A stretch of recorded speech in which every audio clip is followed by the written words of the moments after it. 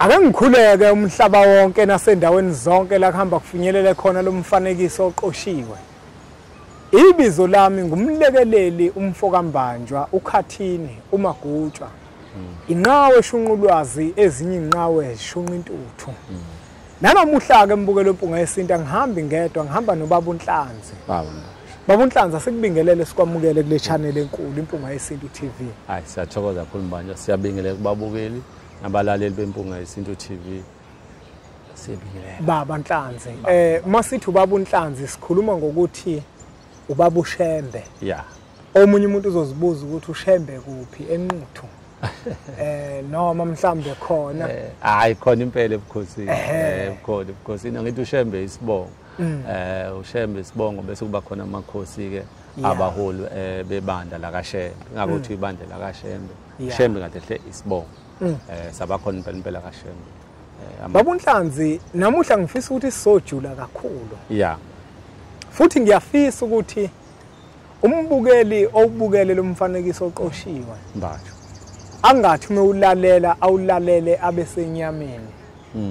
Ngifisa ukuthi uma ulalela awulalele abesemoyeni. Acele umoya kaShembe umembathe. uShembe amuphi indlebe ezivulekile zokuyizwa lenkulumo esoyikhuluma. Yeah. Ngoba ezinye izinto baba uNhlanzi zijulile kakhulu. Azilingani nomuntu. Uyabona? Ngizokwenza isibonelo abaningi abangeke basithande. Uma efika uShembe phakathi kwamaNazaretha okanye uShembe uma efika emhlabeni ubumba isizwe okugama laso kungamaNazaretha. Yeah. Uma esibumba lesizwe wabe sesembathi isingubo emhlophe. Esembathi isingubo emhlophe. Yeah mbatsho. Wabenza labantu baba isizwe esifanayo wangakwazi ukubona ohlwempu wangakwazi ukubona oyisicebi. Yeah. Wabenza befana. Yeah. Ngengubo emhlophe. Yeah.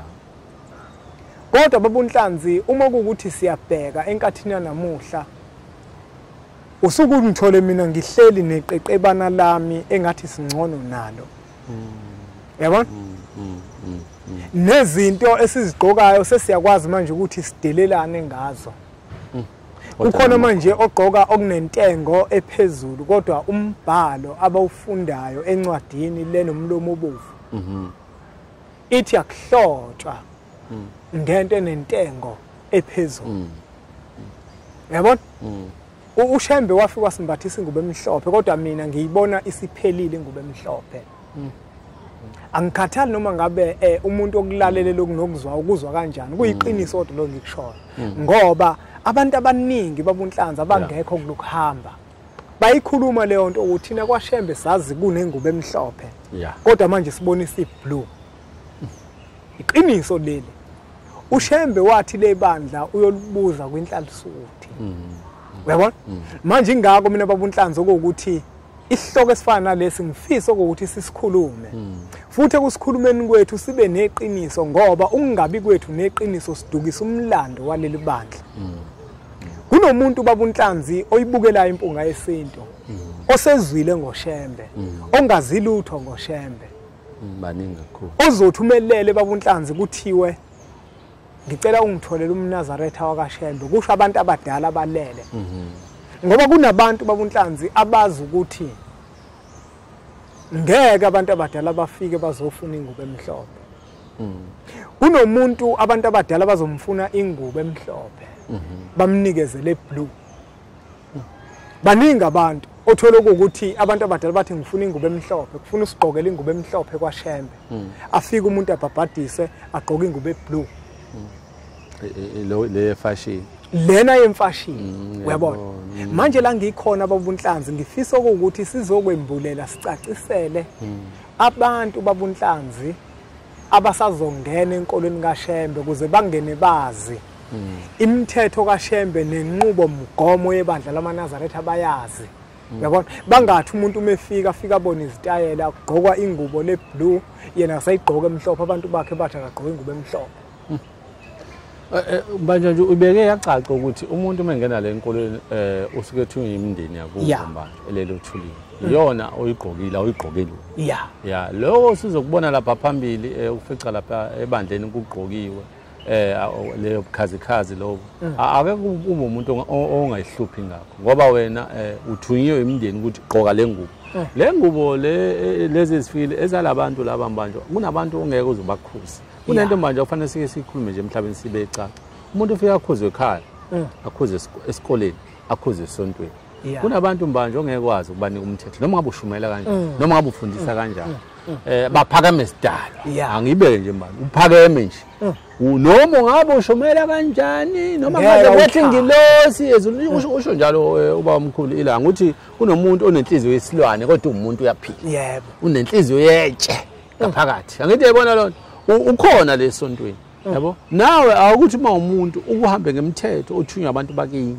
noshembe wakho musu ukubona iqeqebana futhi imfashini yesontweni esikhathi esiningi akuyonto esesontweni ukuthi ihlanzeke ubuke yebo ufanele ukuthi umuntu esontweni ugeze ugcoba uvasena wakho ugqoke lo wona ngoba kunabantu namanje abangasayi esontweni ngenxa ukuthi umuntu akanawo amahiya amaningi angikhuluma kakhulu kulesi side labantu besifazana ngine hiya lot abese yakhohlwa ukuthi labantu abamthumile ogogo nomkhulu bakhe bamdinga esontweni yabona la uzothetha amacala la ekhaya akukhonzo ayindaba ukukhonza into encane kabi la ekhaya into ezela kakhulu uzolungisa umsambo wakani uzothetha amacala lo bukhazikhazi osubona awuba labo bantu wena hlala emgqeni wakho uyayibona lo musu ukuhamba nabantu ongazi ukuthi bonje behamba kanjena nje indlela yabo ithini futhi nokukhola kwabo kumi kanjani wena hamba ngendlela yokholo lwakho mina engakusho nje lokuthi ingubo emhlophe iyona ujikelele iyona nje kashembe ezulwini nasemhlabeni ngoba kunezinto manje fanele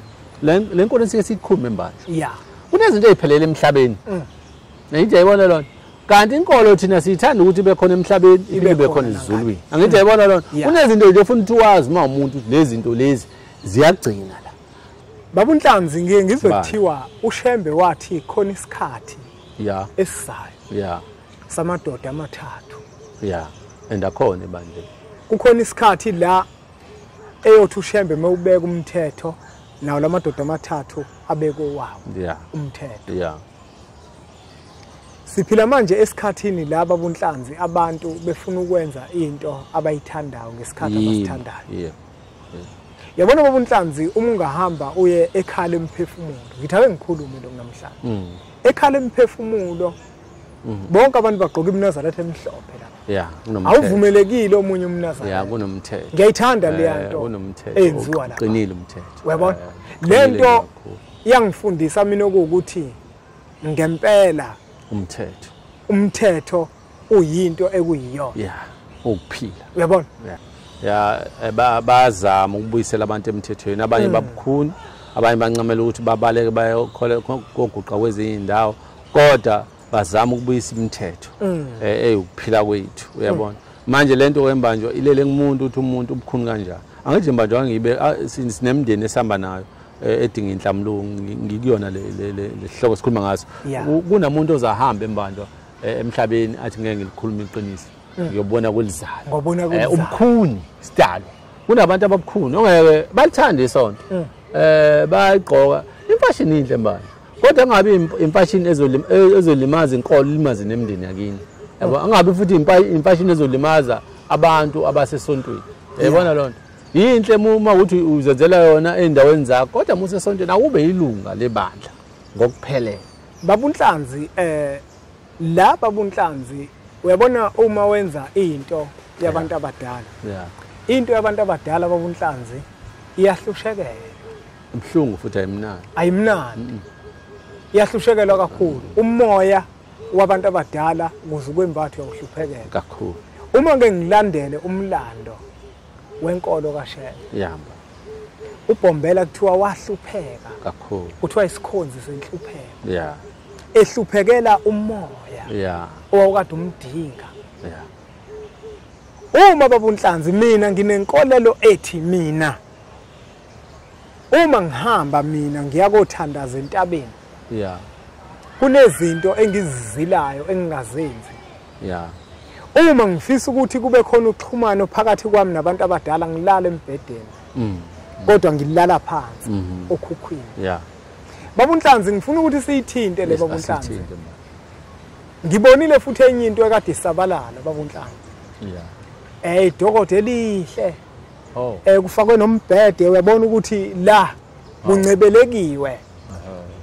Ngiyafisa ukuthi abantu babunhlanzi ngiyazi kakuzuzwakala kahle kubona labantu abangalithandi iqiniso. Kodwa kubalekile silikhuluma iqiniso.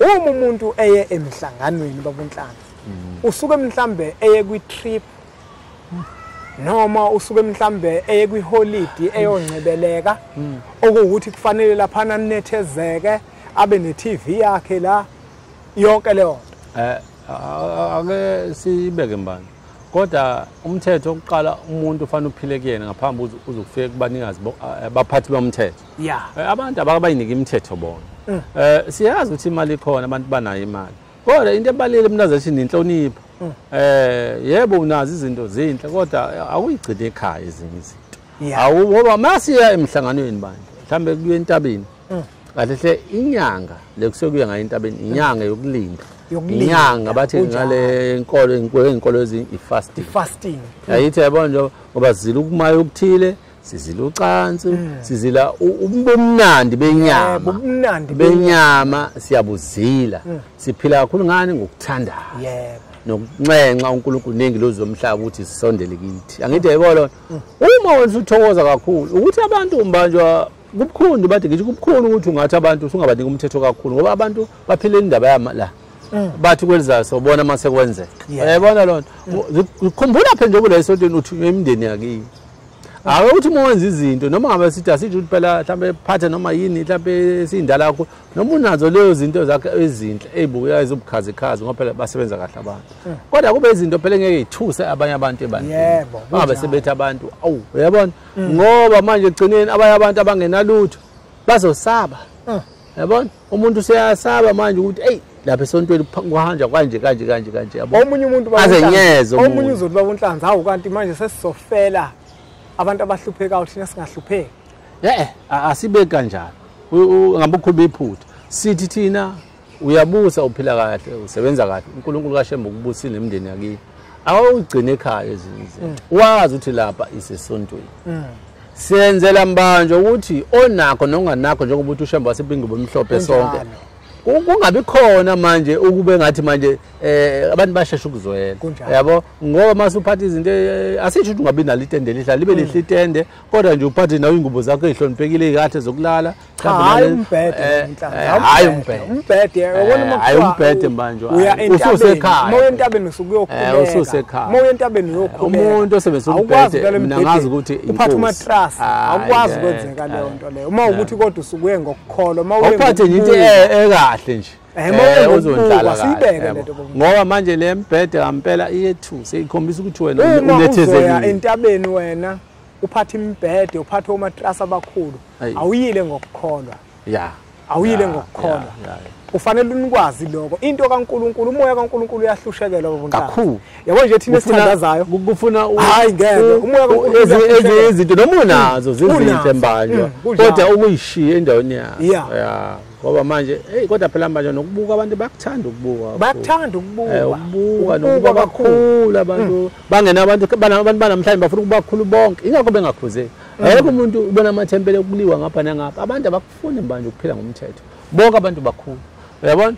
manje yena uyasho nje ukuthi uShembe uNkulunkulu naye ufuna ukuthi abonakale ngoba iyona nto vele abantu benza ukuthi baphula imithetho kule bantu nongahlonipha bangahlonipha abantu ungabi navalo bafuna ukukhukhumana thina sicela abantu nje abakabayiphathe njengamalunga ebandla mase usekhaya uzoba ilunga lomndeni ungathi usemhlangano ube ngathi usehotela kodwa usemhlanganweni usizi usemhlanganweni uhamba nabantu bakini abangasekho manje uzobalalisa embhedeni wena manje usuphila ubuthofothofu yabona lonto ngoba yonke le nto abanye abantu uthola umuntu ufike nabantu akabachazela abantu ngokumhlangano azidliwe isinko uyabona umuntu umumlethe emhlangano umchazela ukuthi cha awudliwa ukalateni inkukhu ngomhlangano asisho ukuthi ayidliwa unomphela ngomhlangano ayidliwa inkukhu kuyazilwa lo ukalateni kuyazila isinko umuntu wawuthi uma uhamba na ngoba eliphothe lenze abantu ke ngibuye umuntu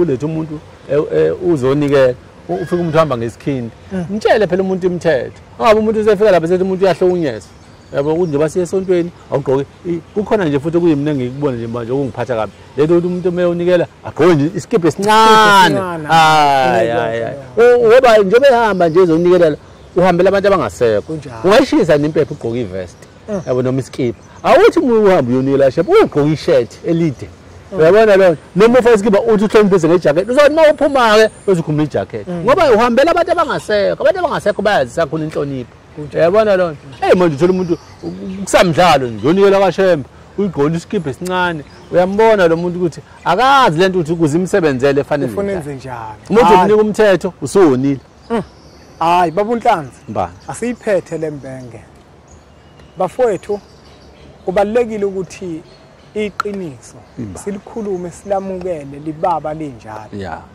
inkolo kaShembe emhlabeni iyona mina engithembele kuyona uma kodwa inkolo kaShembe sizoyiyeka ikhule nokhula senza iphuthe elikhulu kakhulu uShembe wasinikeza ingubo emhlophe afika nayo emhlabeni ingubo emhlophe into emhlophe ukukhanya ukaliki bayawazi into emhlophe ukukhanya sayicisha thina ingubo emhlophe ukukhanya yafika nengilosi sayidunga manje senza njalo ngelinye ilanga ababuNhlanzi ngofisa sikhulume ngento engangayizwa kuthiwa yathi inkosi yamaNazaretha lebandla lohlukana kasikhombisa ukuthi mhlambe leyo nkulumo yayisho ukuthini hey ikona indaba yemthetho ukhona abantu abangayifuni bani umthetho umuntu ngaphambi ukuthi akholwa ngathi angaqala akhokhelwe ekhaya akhokheleke nje ingane nasesikoleni kube umntwana okade elalela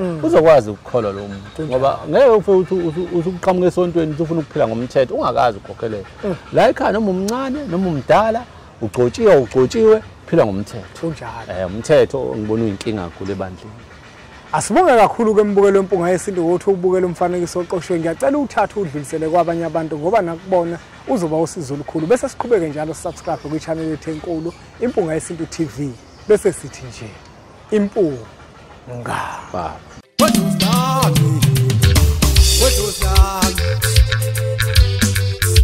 I was on go lami